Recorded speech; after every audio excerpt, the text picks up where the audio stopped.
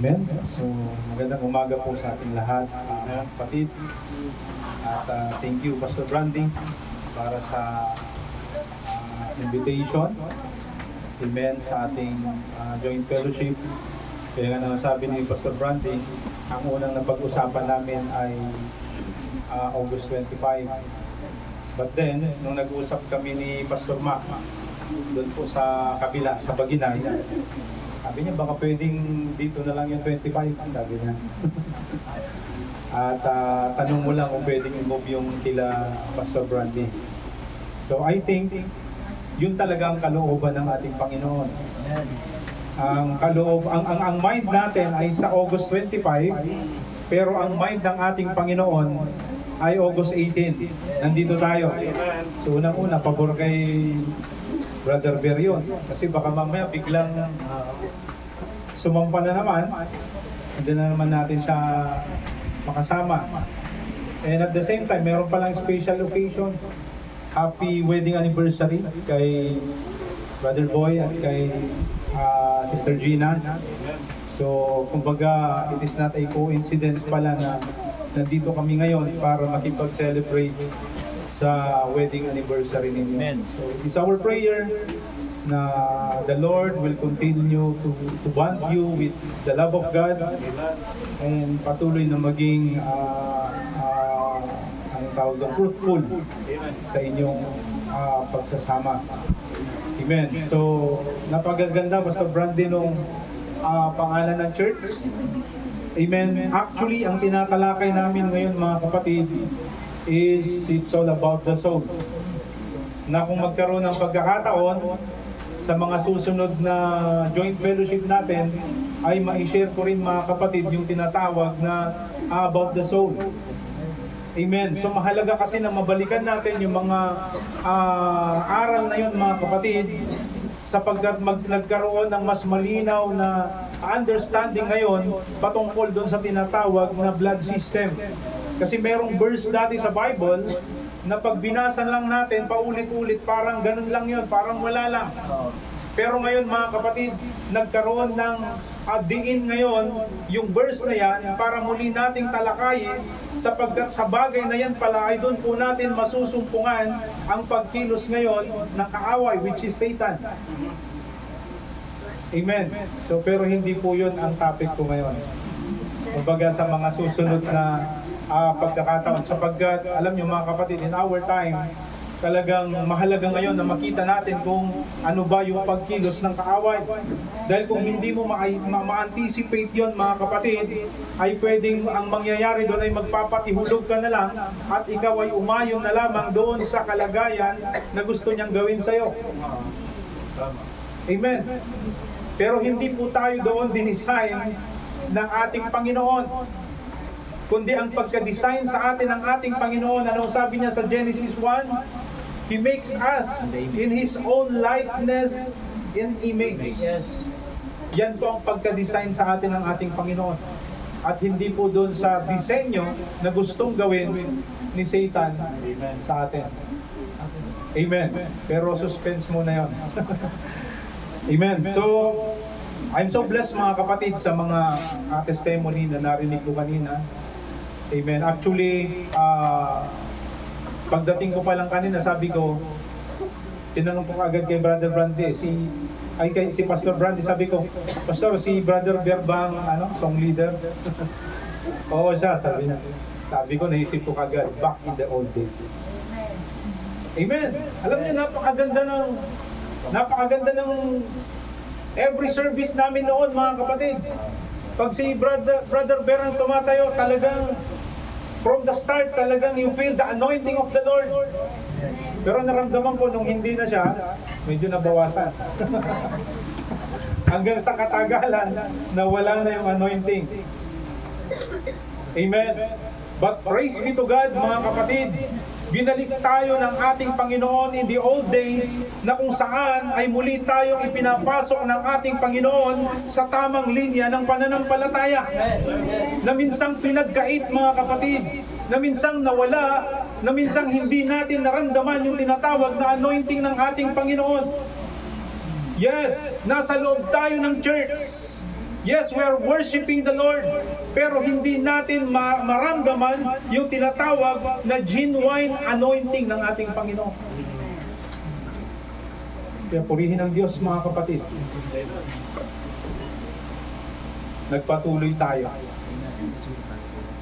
Naka-experience man tayo ng pagkakataon na tayo ay naging stagnant. But praise be to God, mga kapatid. Sabi nga, ang isang tunay na sons and daughters of God, kulungin mo man yan, gagawa at gagawa ng paraan para siya ay makalaya sa kulungan na yan. Amen. Hahanapin niya at hahanapin yung tinatawag na greener pasture. Na-disable man minsan, mga kapatid, yung naglilid, but it is still the Lord, mga kapatid. Hindi niya hahayaan na magiging stagnant yan. Ang Diyos ay maglalagay at maglalagay ng isang lehitimong pastol, mga kapatid, para i-guide ang mga tupa. Kaya nga nagagalak ko, mga kapatid. 3 grupo na tayo ngayon. Alam niyo kung ano ibig sabihin niya, mga kapatid? Triangle. It's all about pyramid. Amen. Yan po yung perfect sign. Yan po yung perfect symbol ng tinatawag na love.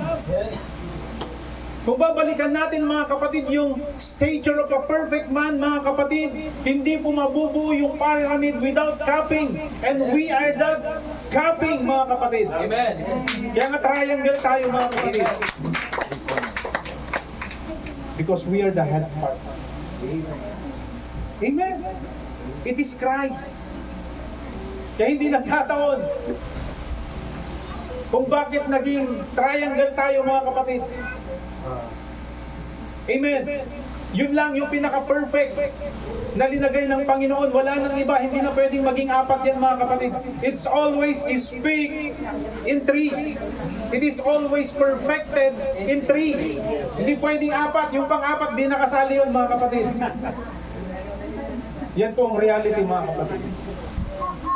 Amen. Meron tayong 3 sonship. Wala nang pang-4 na sonship, mga kapatid. Son of man, son of God, and son of David. Wala na pong pang-4th sonship, mga kapatid.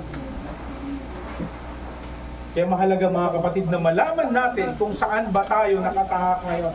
Kung saan ba tayo nakakonekta ngayon, mga kapatid. Dahil kung hindi ka connected into that final sonship, which is the son of David, mga kapatid, then you are nothing.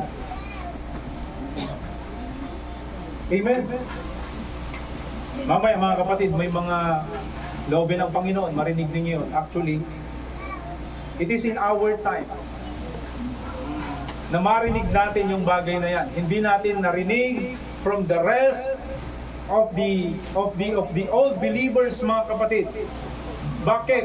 Pero ito, message na ng prophet. Amen. Message na ng prophet ito, mga kapatid. Ilang taon na ang nakakalipas. Pero in our time, dahil alam natin, mga kapatid, all the message of the prophet, mga kapatid, ito lahat ay propesiya patungkol sa panahon po natin. Kaya walang ibang nag-i-enjoy, mga kapatid, kundi tayo, sapagkat it is prophesied na magaganap ang mga bagay na yan exactly in our time. Amen. So tama po, mga kapatid, yung spirit of unity. Amen. In love. Ano bang nangyayari ngayon, mga kapatid? Nagkakaroon ngayon ng tinatawag na unity. Pero dalawang unity ang nagaganap ngayon. It's a unity between the world and the believers of Christ. Amen. Kaya nga kailangan ma-identify natin kung saan ba tayo united ngayon.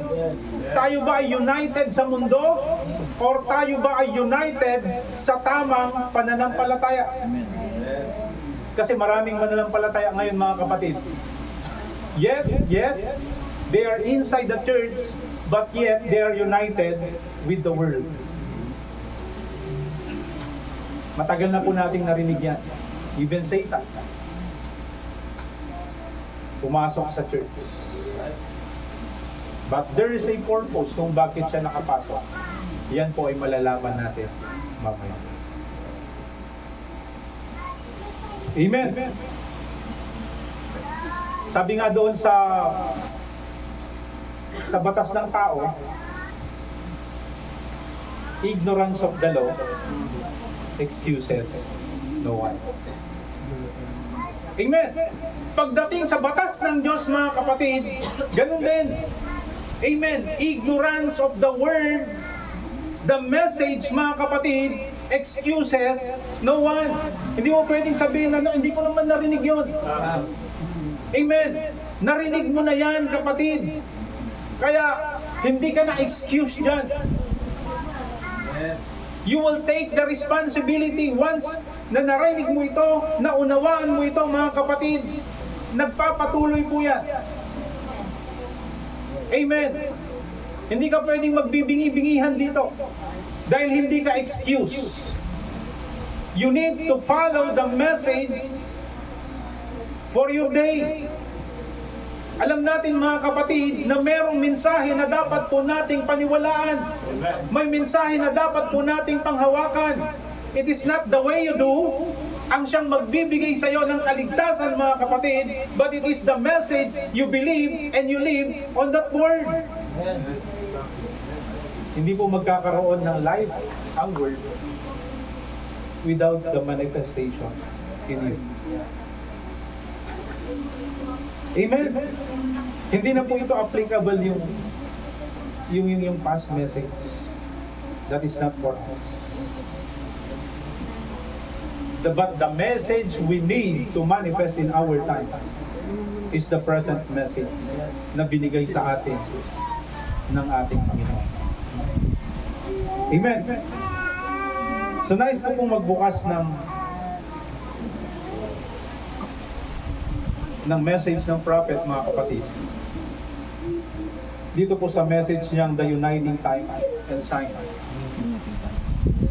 At preach niya po ito, mga kapatid, way back 1963, August 18. So ilang taon na po ang lumipas. Amen. Simula nung time na preach ni Brother Branham ito, 1963, August 18. Ilang taon na po to be exact? 61 years.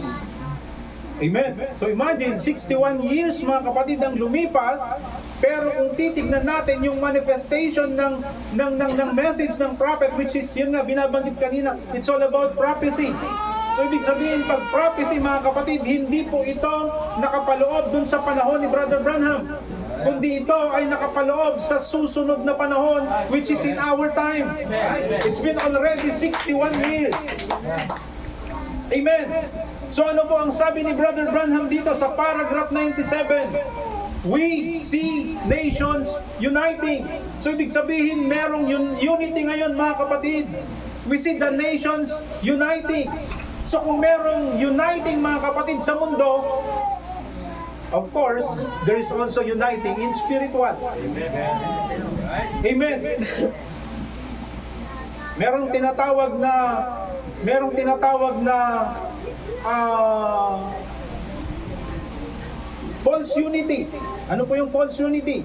Yan po yung mga unity ng mga believers ko, no? Pero hindi naman. Amen. Pero merong true unity.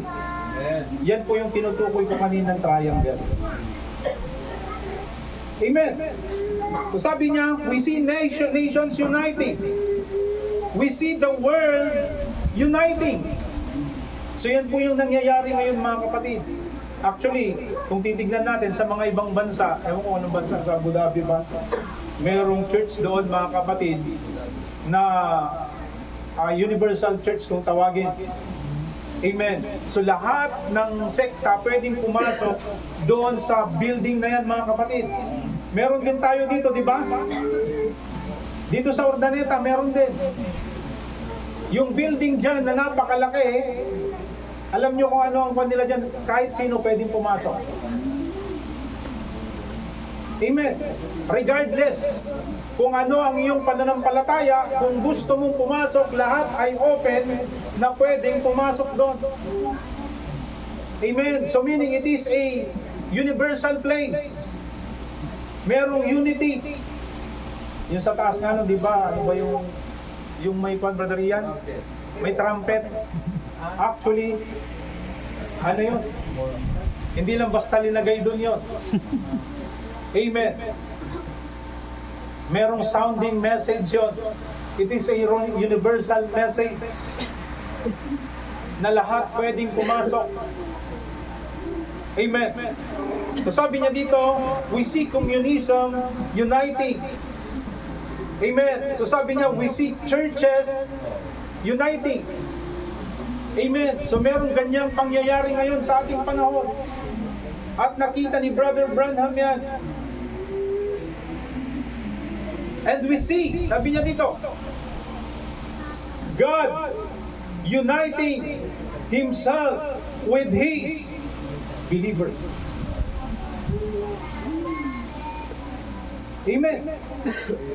So yan po isang pinakamahalagang nangyayari ngayon, that we see God uniting Himself with His believers. Amen. Sabi niya dito, until He and the church is the same thing. Hindi po yung church building ang tinutukoy dito. Dahil yung church building, kailanman hindi magiging kapareho ni Kristo yan. Kundi ang tinutukoy dito ng propeta, mga kapatid, ay tayo bilang individual church ng ating Panginoon. Di ba nung sabi sa Bible, know ye not that your body is the temple of God, the temple of the Holy Ghost. Amen. At yan ang tinutukoy ng propeta, na sabi niya, until He and the church is the same thing.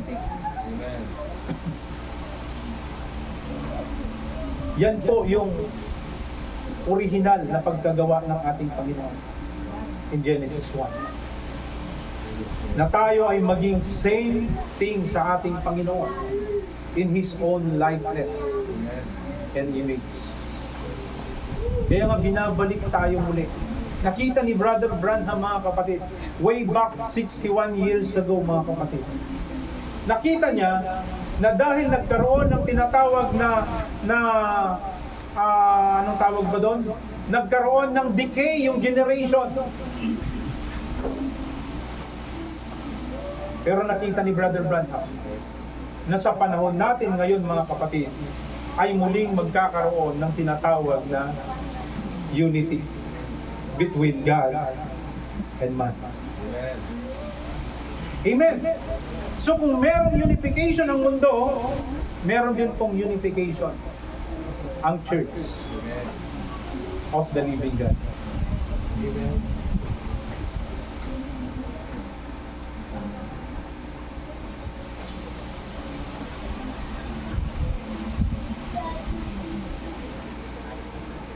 Amen. So dito naman po sa message ng prophet, sa message niyang Go Tell. Amen. Sa paragraph 59, sabi niya dito, our modern Paul, sabi niya, reverse has run well. So kumbaga, yung modern Paul ngayon, mga kapatid, ay tumatakbo ngayon in reverse. Amen. Imbis na magkaroon ng tinatawag na moving forward, yung binabanggit ni Pastor Brandy kanina. Amen. Nag-stay in the line. Imbis na magkaroon ng moving forward, ang nangyari, naging backward, naging reverse. Yan po ang modern Paul ngayon. Sabi niya dito, has run well, but they are just running. Amen. Yung iba naman tumatakbo, sobrang bilis. Ang sabi ng prophet, they're just running. There is no message. Yan po ang nangyayari ngayon, mga kapatid. Wala na siyang mensahe sa kanyang kapanahunan. Yun ang tinutukoy ng prophet dyan. Kailangan tumatakbo ka na tangan-tangan mo yung mensahe ng iyong kapanahunan. Kaso ang nangyari ngayon, mga kapatid, tumatakbo napakabilis, pero ang hawak niya ay yung old message. Or ang nakakalungkot, ang hawak niya ay yung tinatawag na psychological message. Amen? Nawala na yung biblical way, nawala na yung biblical message, nawala na yung message of the hour. Ang hawak na lang niya ngayon, it's all about psychological message. tungkol na lang sa kung anong nangyayari sa buhay. Amen. So there is no message. Sabi niya, the hour is here. Amen. Sabi niya, a crisis is on.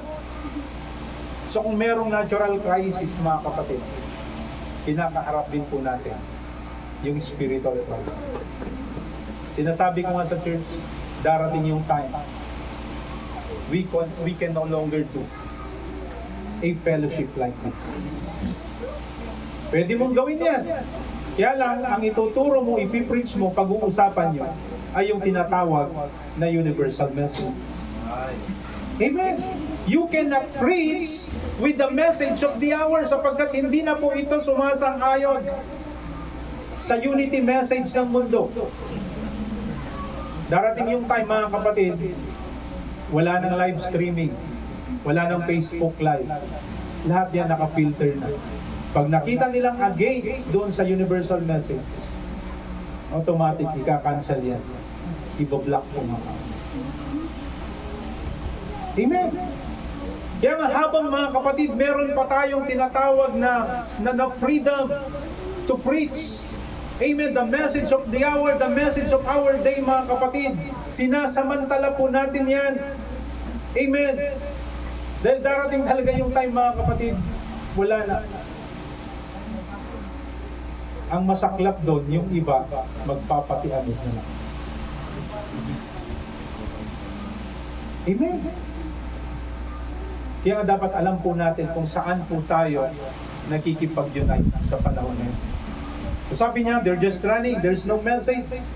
The hour is here. Sabi niya, binanggit niya noon, mga kapatid, the hour is here. Pero hindi po yun yung panahon na tinutukoy ni Brother Branham, kundi yung panahon po natin ngayon.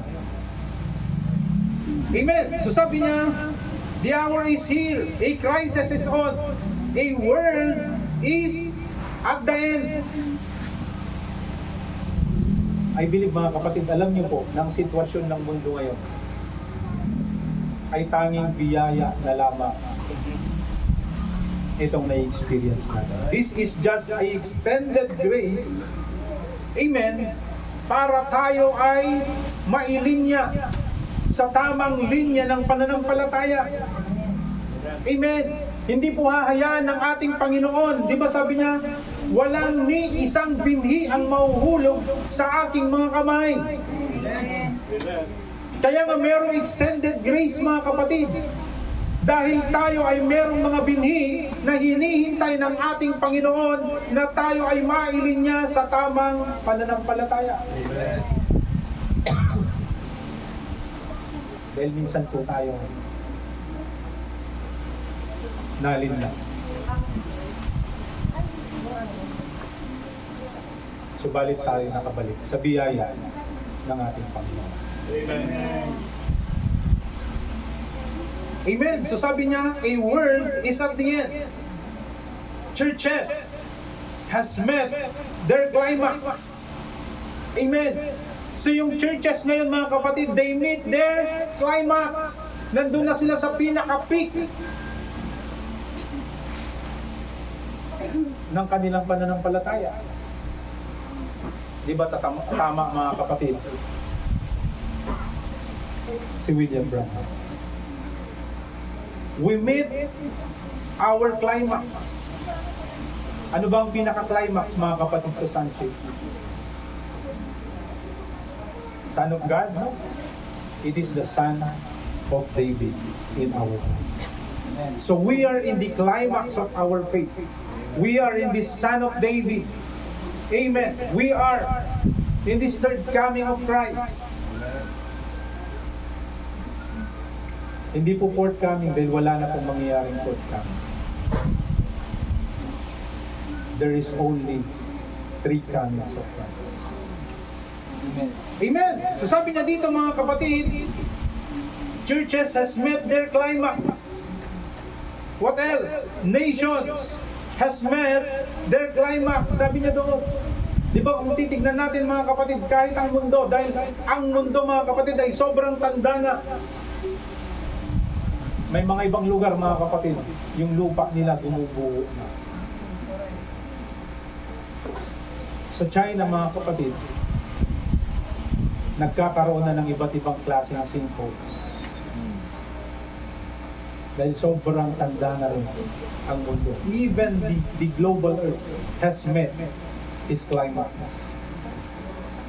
Amen. So ano pa? Human life has met its climax. Science has met its climax. Ang bang pinaka-climax, mga kapatid, ng science? Yung kayang mag-produce ng tinatawag na AI, human. Hindi pa lumalabas yan, mga kapatid. Pero that is the fear of the world once na lumabas yung mga AI humans na yan. Yung mga robots.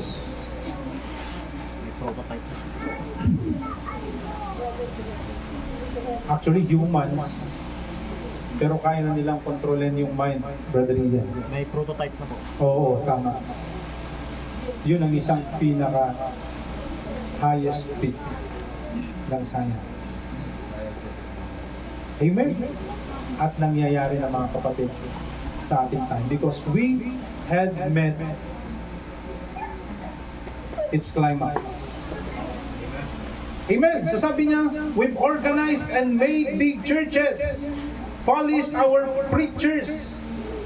Amen. And physically set them together that they know how to use their verbs and adverbs and their sounds and all their vowels and everything just right in psychology. Amen. Ano po ang reason? Sabi niya, to contact the people. But that wasn't what Jesus said. Amen. So it's all about psychology, mga kapatid. Pag nag-preach, amen, yung message niya, it's always connected with psychology. Para makuha yung mind, amen, at kalooban ng bawat nakikinig. Pero hindi po yun ang kalooban ng ating Panginoon. The Lord wants to contact the believers with revelation. Amen? Pag ganun kasi ang kalagayan, mga kapatid, wala nang anointing na mararamdaman mo. Kasi hindi na ang Diyos ang siyang kumikilos, hindi na ang Diyos ang siyang nag-ooperate in that fellowship. Amen? But praise be to God, mga kapatid, hindi po tayo doon dinisenyo ng ating Panginoon. Amen. So I want to read another message.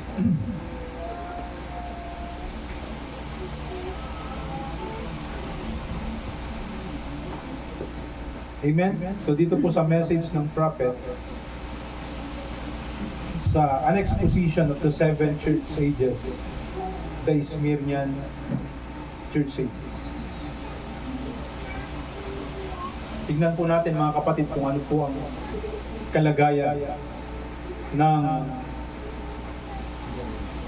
napakaraming message believers yun. Then we can differentiate, mga kapatid, kung saan na ba tayo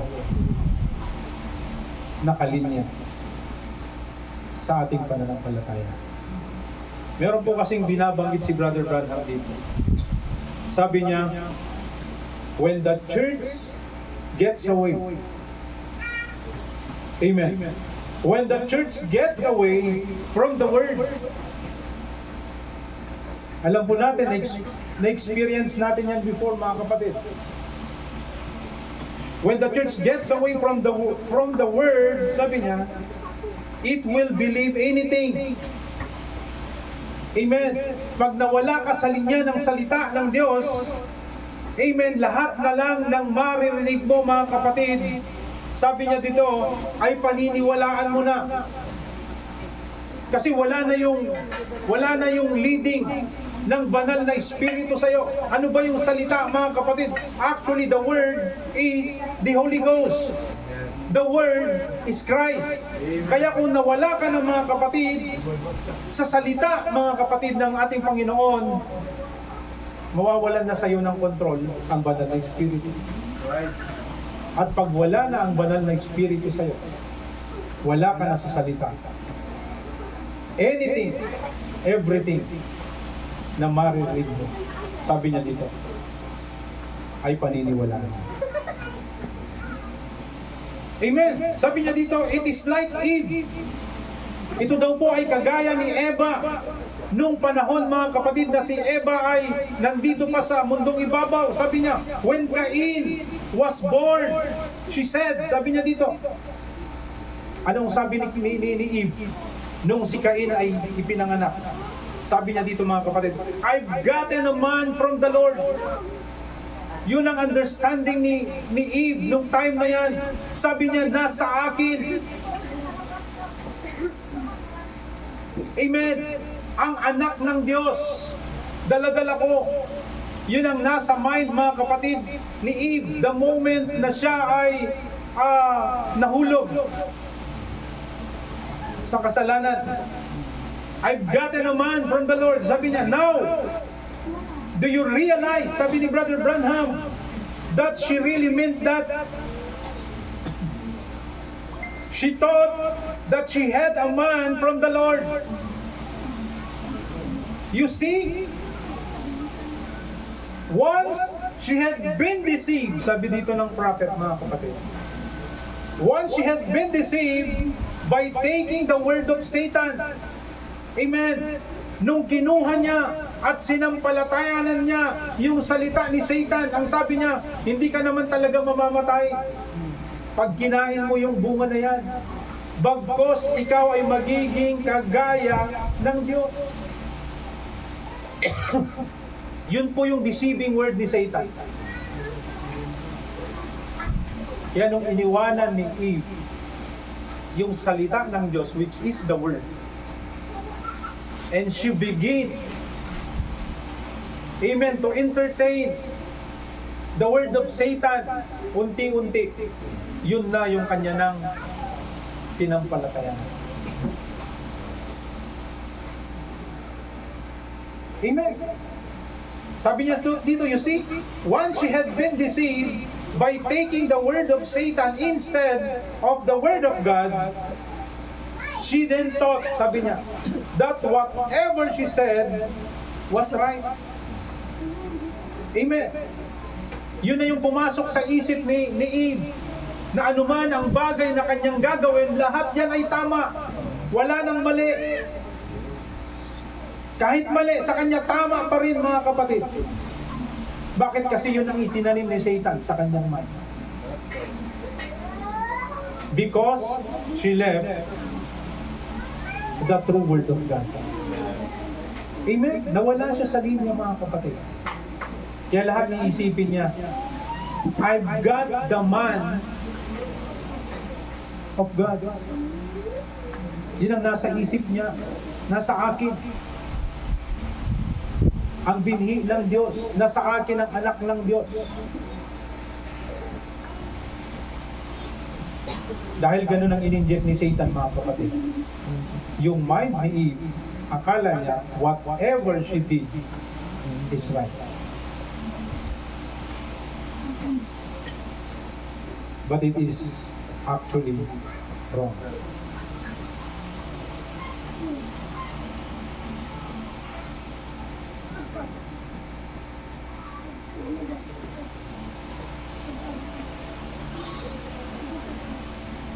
Amen.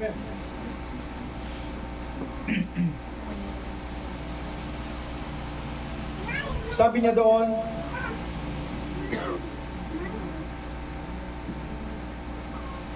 she then thought that whatever she said was right. If she said, sabi niya dito, that she had a man from God, then she had a man from God. But God has set laws in His universe. Amen. So yun yung binabanggit ko kanina, mga kapatid.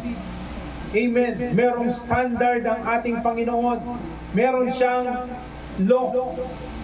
He set a law in His universe, sabi niya. Kaya nga, ano ba yung sinabi ko kanina?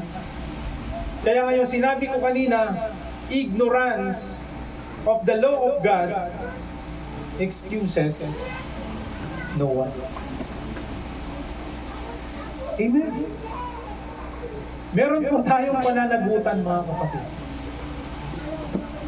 If we do something against God's law, amen, God's ordinance, mga kapatid, there is always a consequences. Hindi po mawawala yan, mga kapatid. Your salvation, mga kapatid, hindi po yan mawawala.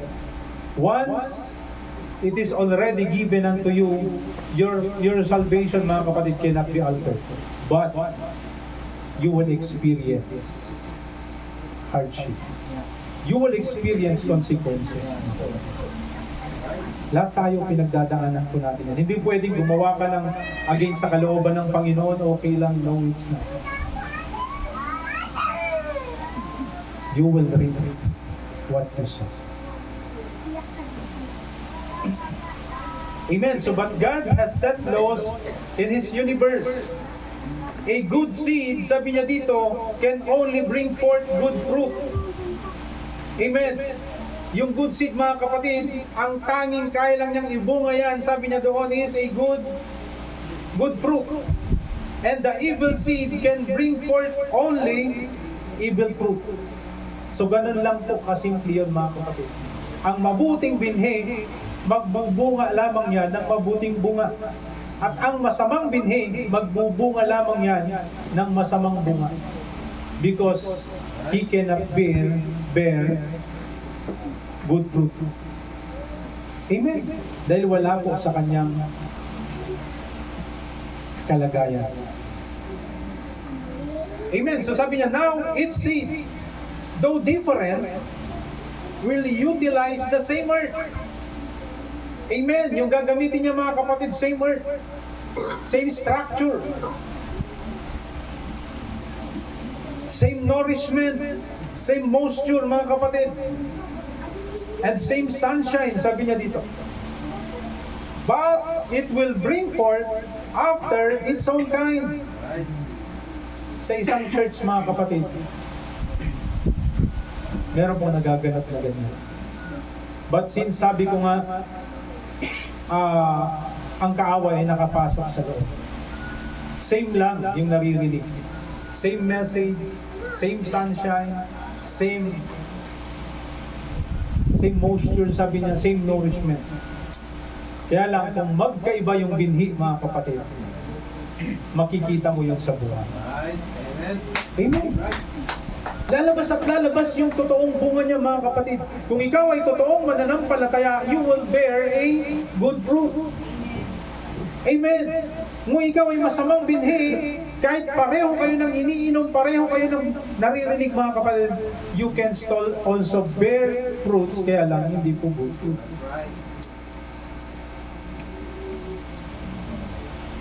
Amen. So sabi niya, but it will bring forth after its own kind. Notice the history of the Cain line. Amen.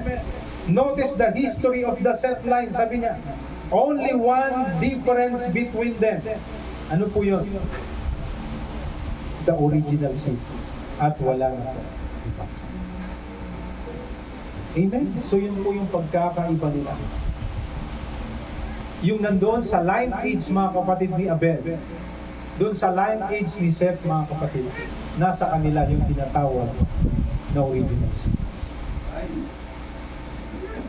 Pero yung napunta kay Cain, mga kapatid, it is a perverted seed. Amen. So sabi niya dito, when the church allowed herself to move away from the original, amen, like Adam and Eve, ano daw po, mga kapatid, yung magiging kalagayan? Sabi niya dito, death set in. Dalawang bagay po yan, mga kapatid. Spiritual death and natural death. Bakit? Kasi wala na yung Holy Ghost doon. Wala na yung nag-iingat doon sa kanya. Kaya wala na rin direksyon yung buhay. Amen. Sabi niya, it wasn't so in the beginning. Instead of the straight word of God, instead of the Spirit-filled man in the church, sabi niya dito, who were led by the Spirit-given revelation. Sabi niya dito, there are now creeds and bylaws and the educated guesses of educated men. Amen. So yung mensahe ng isang educated man, yan ngayon ang isang pinag-aaralan ngayon ng mga mananampalataya. So they guesses the word or the message of a educated man. Dahil na-amaze sila. So they are being attracted with the message of the educated man rather the Spirit-filled man.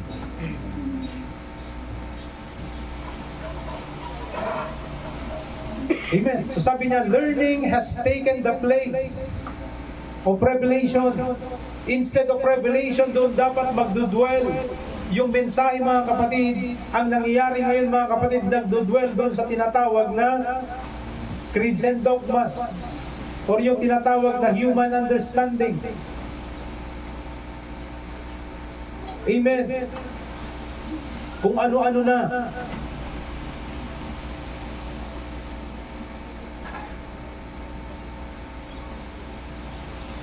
So sabi niya, learning has taken the place of revelation. Then reason has replaced faith. Amen. Instead na sa faith tayo, mga kapatid, doon na tayo nabubuhay sa tinatawag na reason. Amen. So sabi niya, program has replaced a spontaneous praise in the Holy Ghost. Nagiging programa na lang. Hindi na yung praise and worship. Kung minsan hindi na led by the Holy Spirit. Kung ano na lang yung prepare as a program, yun na lang yung ginagawa. May mga ganyang pagkakataon.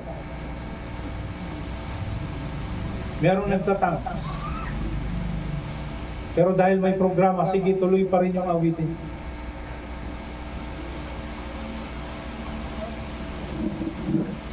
So program has placed a spontaneous praise in the Holy Ghost. Sabi niya dito, it wasn't so from the beginning. Amen. So the whole species has changed. It has become a hybrid church. Yan po ang reality ngayon.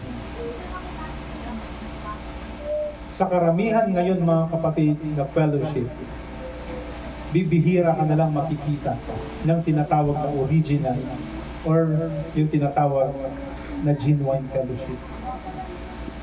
Halos lahat ay tinatawag na hybrid church. Ano po yung hybrid church? Yan po yung tinatawag na universal church. Lahat pwede na. Ang true fellowship, mga kapatid, yung original fellowship, mga kapatid, there is a guidelines ng ating Panginoon. Meron siyang law na dapat po natin sundin. Hindi po yung nagpapatianod lang tayo sa mga hybrid churches or yung mga tinatawag na hybrid messages. Amen. So it has become a hybrid church. Sabi niya dito, you know that a hybrid, sabi niya dito, is what comes of two species mixing. So once na naging hybrid yan, mga kapatid, hindi mo na makikita yung tinatawag na original species. Amen. Kahit anong pag-trace mo pa dyan, once na yan ay naging hybrid, you can no longer see the original species. Amen. It comes from the two species mixing. Sabi ni Brother Branham, the result is no longer pure like the original. Sabi niya dito, it is mongrel. Amen. When Eve allowed the beast, sabi niya dito, to mingle his seed with hers, she produced, sabi niya dito, a creature called Cain. Kaya si Cain, mga kapatid, hindi na po siya original creature. Si Cain, mga kapatid, siya po yung pinaka-first time na na-create dito sa mundo na tinatawag na hybrid. Because it is a mixing of two species. Amen. So sabi niya dito, the result is no longer pure like the original. It is mongrel. When Eve allowed the beast to mingle his seed with hers, sabi niya dito, she produced a creature called Cain that wasn't pure human. Amen. Sabi niya, he was of the wicked one. Pag sinabi natin wicked one, galing po yan, mga kapatid, sa binhi ni Satan. Amen. So sabi niya, notice how different he was from Abel. Notice how different he was from Seth. Sabi niya, he hated God and would not obey the word and persecuted and killed the righteous. So yun po yung ginawa ni Cain. Di ba, unang-una nung ginawa ni Cain, pinatay po niya si Abel. Kaya nga hindi po nakat po, mga kapatid. Pero praise be to God, hindi po doon naputol. Nagkaroon pa rin ng continuity. At yan po ay pinagpatuloy ni Seth. At yan po tayo nagmula. Amen. So he killed the righteous.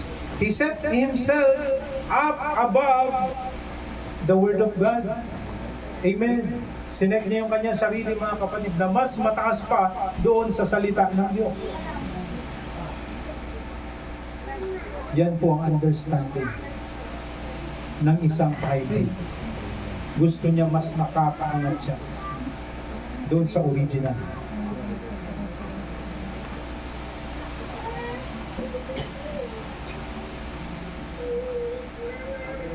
Amen.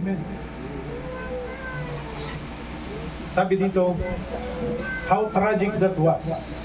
Little did they realize, sabi niya dito, that when they were asking God to let them be like the rest of the world, amen, sabi niya dito, they were rejecting Him because God had ordained that His people act different from the world. From the world. Amen. Yun po, mga kapatid, yung dapat, sabi nila dito, mga kapatid, they did realize that when they were asking God to let them be like the rest of the world. Yan po yung nangyari ngayon, mga kapatid, sa mga hybrid Christian. Amen. So they were rejecting God's word. Because God had ordained that His people, sabi niya dito, ito daw po, mga kapatid, yung itinalaga ng Diyos sa atin way back in Genesis 1. Amen. The Lord had ordained that us will act different from the world.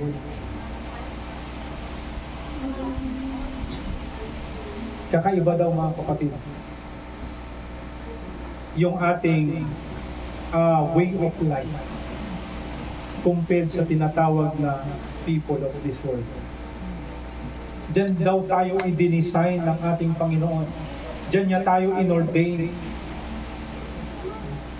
He made us in His own likeness and image. Diyan po tayo inordain. At hindi po sa tinatawag na act of this world. Amen. So they are not of the world, sabi niya dito. And they don't look like the world. And they don't act like the world. They are crucified, sabi niya dito. They're crucified unto the world, and the world crucified unto them.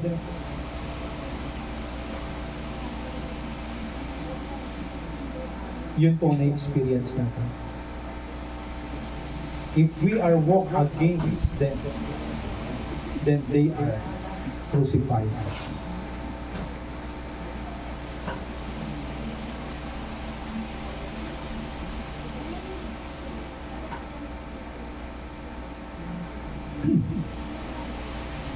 Sabi nga po doon sa 2 Corinthians 6:17-18, sabi niya, wherefore, come out from among them, and be separate. Kailangan daw mga kapatid, ihiwalay daw natin yung ating sarili sa kanila. We should not join them. Be separate, sabi niya, saith the Lord. And touch not the unclean things. And I will receive you, sabi niya, and will be a father unto you. And ye shall be my sons and daughters. Amen? Kaya hindi po pwede dito mga kapatid yung join tayo. Hindi pwedeng yung basta tinawag tayo, join tayo sa mga things of the world. We need to think it twice, mga kapatid. Dahil meron pong laws ang ating Panginoon. Meron po siyang batas. Meron po siyang ordinance na dapat po natin sundin.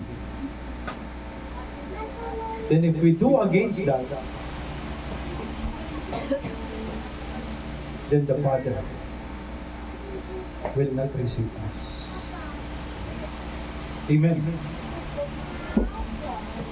So nagugutom na po ba tayo? Meron pa sana akong gusto nilagdag. So, okay lang ba, Pastor? So, konti lang to. Kapyawan ko lang yung, actually na-share ko na ito sa church. Dahil recently mga kapatid, nag-enjoy tayo doon sa 2 gold na inuwi ni Carlos Yuloba. Amen. So nangyari mga kapatid yung tinatawag na 2024 Olympics. At nangyari po yan sa Paris. Amen. At saan ba yung Paris? Sa France ba yan?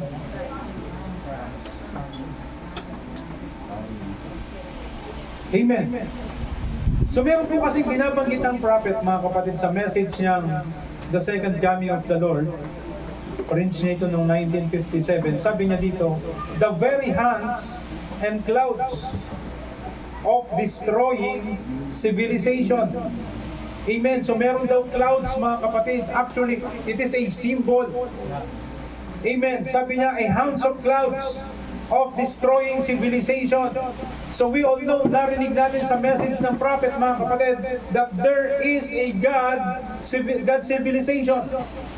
Amen. And we are belong to that God civilization. So meron daw cloud mga kapatid, amen, a symbol that destroy the God civilization. Amen. So nakita po natin yan mga kapatid nung anong tawag doon, yung nung opening nung Olympics. Meron pong display mga kapatid na clouds. Amen.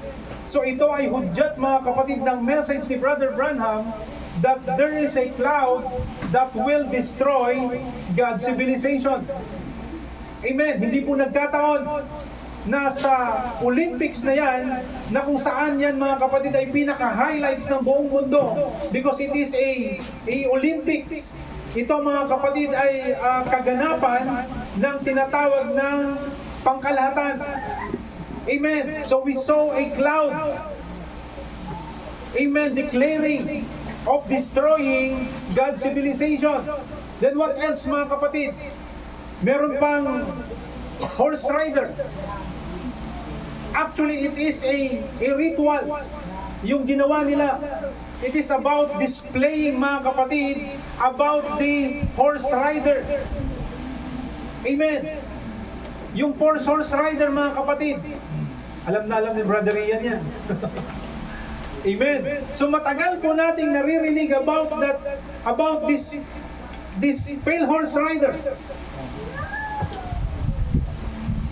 Ilang beses nang i-preach yan mga kapatid. Pero kung titignan natin, dito pala sa time natin tatama yan. Because that is part, amen, ng kaganapan dito sa mundo patungkol dito sa pinaka-climax. Di ba nung binanggit kanina? We've reached the climax. Amen. Na-reach na yung climax ng mundong ito mga kapatid. Kaya nga kung titignan natin, there is a declaration. At yan ay nangyari mga kapatid during the opening of the 2024 Olympics. Ano po binabanggit sa Book of Revelation chapter 6 verse 8? Sabi niya dito mga kapatid, and I looked and behold a pale horse. Yan po ang binabanggit sa Revelation 6:8. Ano ba yung horse na rin-represent nila mga kapatid during the Olympics? Di ba? Hindi naman red horse, hindi naman black horse. Amen? Kundi ang ginamit nila mga kapatid, it is exactly a pale horse. Looks like white. Amen. And I looked, sabi niya, and behold a pale horse, and his name that sat on him was Death. Black. Yung mga binasa natin kanina mga kapatid. And hell, sabi niya dito, followed with him. So ibig sabihin mga kapatid, yung ginawa nila doon sa Olympic, it is really part. Or ito ang kudyat mga kapatid na ma-display in public si Satan riding on a pale horse. Di ba sa mga hindi nakakaunawa, tuwang-tuwa sila. Makikita ko nga yung mga comments sa mga tuwang-tuwa sila, wow, ang ganda! Kung alam nyo lang, si Satanas yan. Amen! So sabi niya, and his name that sat on him was Death, and hell followed with him, and power was given unto them over the fourth part of the earth, to kill with sword, sabi niya, and with hunger. Hindi na po yan yung literal na espada. Amen. Kundi maraming paraan na yan. Espada is just a symbol. Dalawang klaseng hunger mga kapatid ang tinutukoy.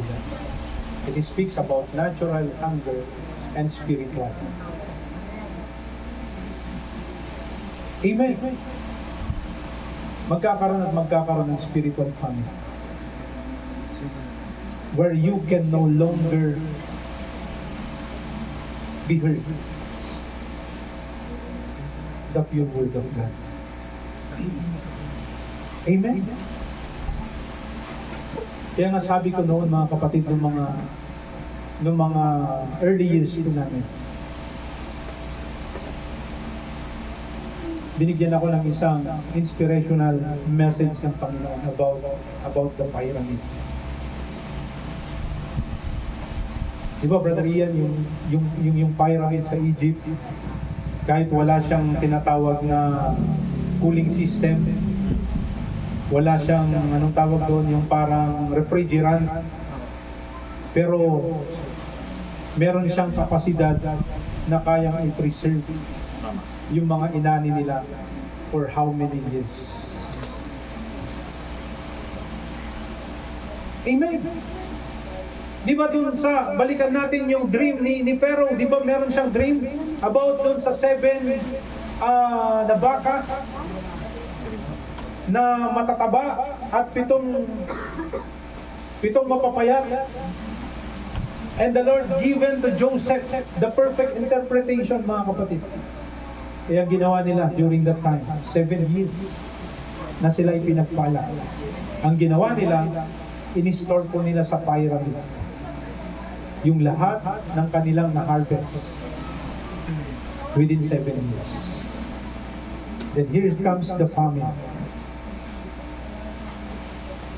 Nung dumating yung famine, mga kapatid, 7 years na hindi po sila nagutom.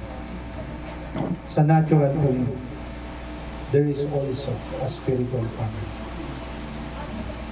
Kaya nga sabi ko noon, mga kapatid, bawat binibigay ng Panginoon na salita in the pulpit, kailangan ini-store din po natin yun. Hindi yung pumasok dito, lumabas doon. Kundi pag pumasok dito, diretso dapat sa pyramid heart natin. Bakit yung heart natin, ang shape niya parang pyramid, parang triangle? Dahil kung merong natural, mga kapatid, there is also a spiritual pyramid. Kundi ang Diyos nandyan. Our heart is the throne of God, where we can store all the messages, mga kapatid, upang pag dumating yung panahon ng famine spiritually, never po tayong magugutom. Amen. Hindi yung kani-kanino tayo manghihingi ng pagkain, mga kapatid. Amen. Mayaman ang Diyos. Kaya nga pinaghanda niya tayo, mga kapatid, ng 7 taon, ng 7 kapanahunan. There's a 7 church ages for us to gather the food in due season. Amen. Upang pagdating sa panahon natin in the spiritual famine, sagana na tayo ng mensahe galing sa propeta. Amen. Ang ginagawa na lang natin ngayon, mga kapatid, ay linuluto na lang natin sa ating kapanahunan. Amen. Hanggang doon na lang siguro, mga kapatid. Mag-alas 12:30 na pala. So, I believe, hindi naman ito yung unang pagkakataon. Amen. Kundi, there's more. Dahil alam ko, mga kapatid, matagal tayong nauhaw sa salita ng ating Panginoon. It is about time na muli nating ipunin yung bawat salita ng ating Panginoon. And it's about time to gather those messages, those words, imbak natin, mga kapatid, in this pyramid heart. Amen. Dahil alam natin, mga kapatid, darating yung panahon kung magkakaroon ng tinatawag na spiritual famine. Amen. Bakit magkakaroon ng spiritual famine? Kasi lahat ng makikita mo, mga kapatid, lahat ng makakain mo, lahat yan ay magiging hybrid na. Sa atin nga lang, mga kapatid, pag pumunta ka sa palengke, pag bumili ka ng bigas, pag sinabi, ano ba kayo native? Wala na, hybrid na ibibigay sa'yo. Yung iba nga, ano na eh, totoong bigas tsaka plastic na bigas na pinaghalo. Yun ang nakakatakot. Amen. Kaya pagdating ng panahon na yan, mga kapatid, only us. Hindi po natin kailangang manghingi. Because the pure word is lays within you. Amen. So God bless us all.